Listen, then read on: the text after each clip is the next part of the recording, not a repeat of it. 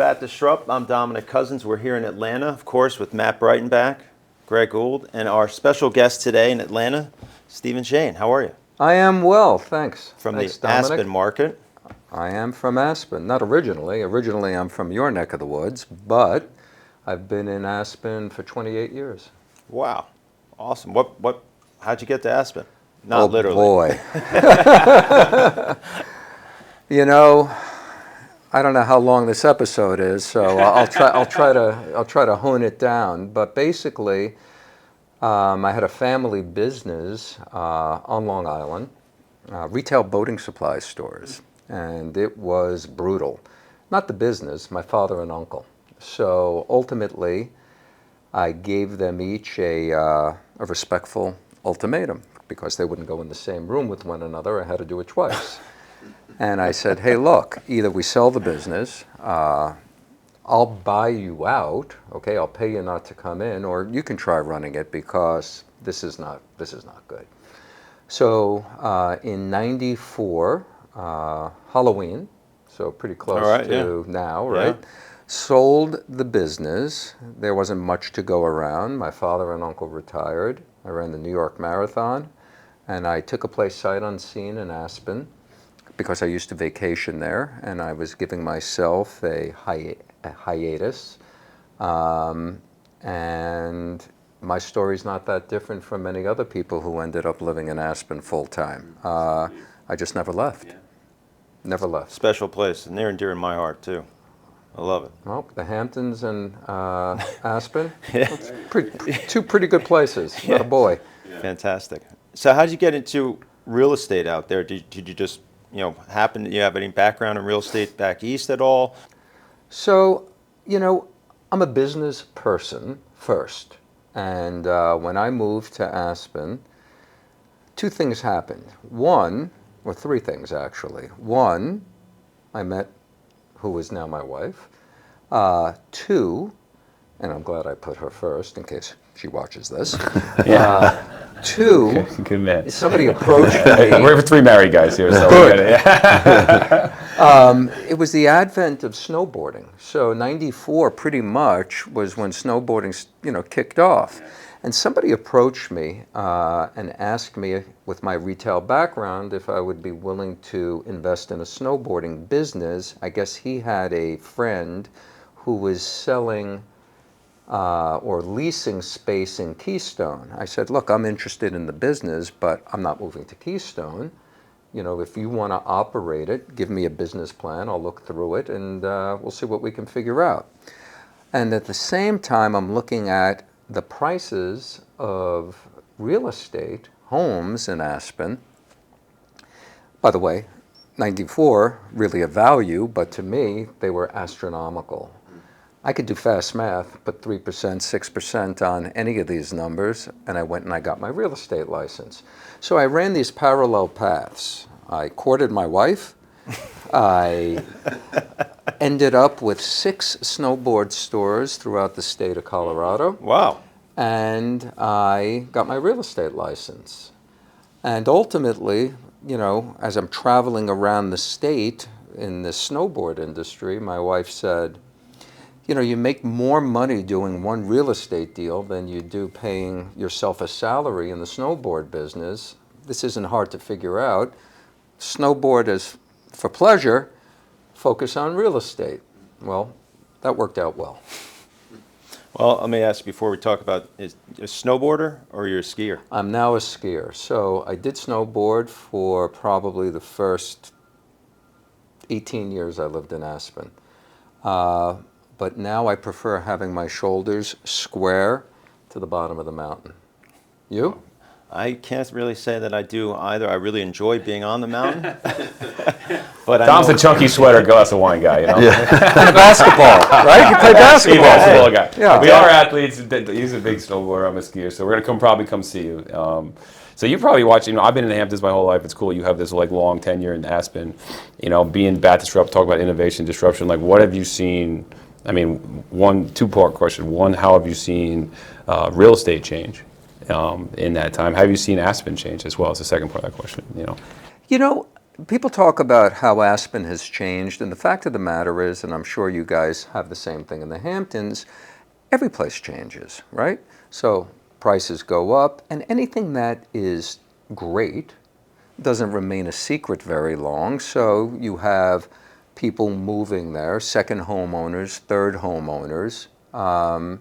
And then during the pandemic, we had people moving from densely populated major metropolitan cities to Aspen and Santa Barbara and the Hamptons. So they realized, hey, it's a short life, and I want to live my best life. So it's so funny. When the pandemic hit, sorry to kind of No, bring it's this full good. It's circle. good. It's good. When the pandemic hit, of course, I was wrong, right? I thought that business was going to go in the toilet, I felt the same way. right? Yeah. I also didn't believe in bottled water. Yeah. I mean, you can get it for free out of a faucet, right? Yeah, so that lets you know how smart I am. This is great. And then, it just went out of control, absolutely out of control. So my wife is the chair of Aspen Country Day School, and there's a waiting list, okay? The Maroon Creek Club, which is an expensive, golf membership or tennis membership, huge waiting list. We have swollen with full-time residents. So that was a change. In the industry itself, let's face it, Compass, at the beginning, I remember the question that was always asked is, are you a technology company or a real estate company? We're a real estate company, all right? We have great technology, platforms that nobody else has. We disrupted the industry, an antiquated industry, an industry where nothing had changed for years before us. So in come Robert and Ori and this incredibly enthusiastic team, and they go out and they pitch their technology, their design, their business model to the top producing brokers around the country, and have built this amazing, amazing company. I mean, referral network, technology, culture, really, we're in it. So sometimes I think we lose sight of it. Agreed. But if we look at other companies around the country, no matter what industry, I think it really reminds us just how special this company is. Yeah. I don't think they're close in regards to technology, in regards to the relationships, friends, and the culture. We talked about too. Stacey Jones was on a previous episode too, talking about the top tier of this company too, being part of this 100 group that's been here at the retreat too. That top, even this top part of Compass, the talent level in that room that we've been in the last couple of days too, of these brokers across the country is unparalleled. And I think Robert's idea of going after that top was disruptive in itself, right? That most brokerages, right, the standard operating procedure was to then get just standard people. Right, go get any broker that fill a desk that has a heartbeat, right? Robert said, "I'm going after the best of the best," and they're like, "You're crazy, you're not going to get them," and he did. So. And then, if you want to have the company validated, look at our retention. When we're in that room with 98 other top 100 brokers, Yeah.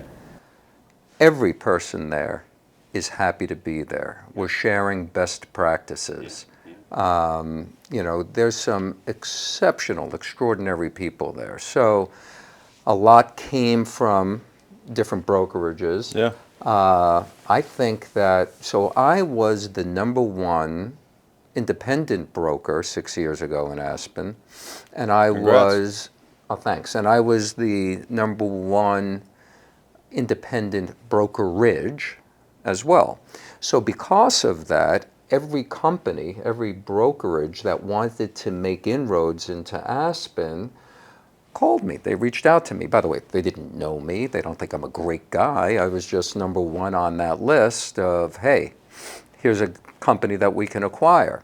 So I was flown to Beverly Hills. You can imagine who, tried to get me to come on board, and then to New Jersey and New York, and every company reached out. And the fact of the matter is, when I read the dossiers of Robert and Ori, and I met them, and I saw their enthusiasm and their excitement, and I understood what they had planned, what they were going to do, there was no question in my mind. If I was going to leave what I had, which wasn't broken, okay, and take a leap of faith, these are the people that I wanted to do that with. And, we all can look back and know that was a damn good move. Amazing move. It seems like, when we talk about innovation disruption, and it's come up before too, that it doesn't have to be, maybe it's not always technology or some, crypto or whatever, right? It can just be relationship and experience. Absolutely. and who you're Sure. dealing with and values, right? And I think, meeting Robert too, and even listen to him speak, being here, realizing how good he's a good man, he's a good person, and I trust you, and I feel like. So maybe speak to that about your clientele and your relationships with your clients, and why you think they're, how do you view relationship in the So real estate space? I absolutely love what you just said, Matt, okay? And I tell my team all of the time, okay? So I have Carla Beth Spence, who's been with me for 8 years, Tatiana Ceresa, who's been with me for 4 years. These are my support. I would not be where I am today. I would not enjoy the success I've enjoyed if it wasn't for a collaborative effort. These guys are amazing. And the fact of the matter is, and I tell them this all the time, business is nothing more than people, okay? You can't lose sight of that. So I told you at the outset, I'm a business person who chose real estate as a career. We're in a people business, and we have to listen. We have to hear. We can't just do the same thing with each client. Every client is different. We have sellers who want to get the best possible price they can, but some of them need it in a hurry, and others are willing to wait. There could be a seller who has their eye on a replacement property and don't want to lose it. So, we've got to be flexible. It's the same thing with buyers. So often buyers will give me a ceiling of a price point. Then they see what that ceiling buys in Aspen. Well, that changes in a hurry. Yeah, Yeah. it does. It does. No doubt. Well, you clearly have your finger on the pulse. One of the top agents in the country, the top agent in Aspen. We have a fantastic team. How do you see the market now? And then we love to ask, guests, what do you predict in 5 years? What's coming down the pipe? So, there's challenges now. It's 2022, so we have these rising interest rates, we have inflation, we have global unrest. There's always something, okay? We're coming off of a buying frenzy during COVID. So there will be buyers on the sideline. They're waiting. What's interesting in Aspen is at the same time we've got this kind of cloud over the economy, conversely, we still have limited inventory. Right. So, where limited inventory typically speaks to supply and demand with rising prices, I believe the prices are going to level out, and true sellers, not COVID aspirational sellers, Yeah, but we'll talk true about that. sellers Yeah. are going to understand what it takes to sell, and we together, their representative, and they will make the appropriate adjustments. Right. So what's interesting is in a down economy, the more successful, the better brokers will succeed because the clients or the potential clients, the buyers and the sellers, now more than ever want a true professional, somebody who understands the market, somebody who has been this route before, and can give the appropriate advice. So with all of the technology that has taken place, let's face it, if we can send a collection to a potential buyer and say, they're in New York, they're in Chicago, they're in LA, Miami, Houston, Dallas, any of our feeder markets. Here are X amount of properties for you to review, and they can review it online. You know, it wasn't that long ago that you couldn't do that, okay? So that's a great start. Then they can come in, but there is no substitute for the broker. And you're in the Hamptons. West Hampton's closer to New York than East Hampton. My best guess is East Hampton's more expensive than West Hampton. There's nuances. North of the highway, south of the highway. That difference could be $500 a square foot, okay? Right. Yep. So in Aspen, you have the West End. There's historically preserved cottages, miners' cottages, okay, that were built in 1888. Now, of course, you can't change the exterior, but the interiors have been, you know, gutted, and they're gorgeous and they're stunning. If they're facing Aspen Mountain, they might be worth X. If they're facing Red Mountain, they might be worth Y. I mean, there's an area in the West End on Hallam Lake. There's Roaring Fork Drive. There's all of these nuances. That's where we come in. That's Right. the value that we provide, right? Knowledge. That's not on a spreadsheet. It's not on a link, okay? That's what we do. And it is so important, now more than ever, that we are able to share that information, what we have learned over the years, with our clients. Really well said. Oh, I love that. Really well That's said. Absolutely. right on the money. So before we let you go, we always like to ask, you know, as it relates to the business of real estate, you wake up in the middle of the night, for whatever reason, is your mind on something more than something else as it relates to the business of real estate? What keeps you up? You know? You know, at the beginning, I never thought I was going to do another deal. Right? Like, Yeah. where's my next deal coming Where's it from? going to come from? Sure. Yeah, Right? of course. Sure. Yeah, of course. I've been doing this long enough where, you know, I think that I've kind of overcome that anxiety. Originally from New York, I've been in Aspen for 28 years. Right now, I'm the #1 broker in Aspen in 2022. So what keeps me up, even though I've been in Aspen for 28 years, is whether or not the Yankees are going to make the appropriate trade so we can beat the Astros. I mean, they're killing me. That's I mean, right. That's a those great are the answer. things that keep Yeah, me up, yeah, Dominic. yeah. You know, other than that, everything falls into place. I got to tell you, you need great, to Stephen. That was great. invest in That was great. yourself. I have the best support team in the industry, okay? And we do everything together, and that is how we've reached whatever level of success we've reached, and that allows me to sleep at night. Hey, that's tremendous. One more personal question for you. Dom's at the bar with his chunky sweater and wine, but me and Greg are in Aspen. He's got the board, I got the skis. What 3 runs were you taking us on? Or which mountain? You got 3 mountains there. 4. We have Four. 4 mountains. So we have Buttermilk, that's where the X Games take place, right? We have Highlands, that used to be the locals' mountain, and it is to a certain extent still. We've got Aspen Mountain, also known as Ajax. And then we've got Snowmass, which is bigger than the other 3 mountains combined. So where are we going? No kidding. We're with you. Where are we going? Yeah, we're- Okay.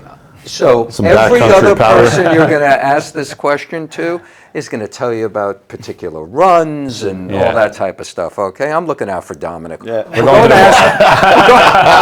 I'll put my sweater on great. too. We're going to Aspen Mountain because, and this is a little bougie, so I apologize to everybody. All right, but let's I'm go. a member We're of from the Hamptons, so we Okay. know what bougie is, so. So I am a member of this private club on top of the mountain, Okay. and you know, it won't be the first time that we crack open a couple of good bottles of wine. Great. And if we have too many, you know, guys, then we'll download. you know, I've made worse decisions. Oh, that was great. That's That good. was Well, great. Steven, thank you so much, man. Great to have you on. Love working with you over the years, and thanks again. Man. Oh, you guys are great. Thanks Thank you so much. Yeah. Yeah, Thanks. continued success. Thank you. Take care. Thank you. That was great, man. Good? Yeah. Okay. Fantastic. I'm gonna take you up on that. Awesome. Yeah.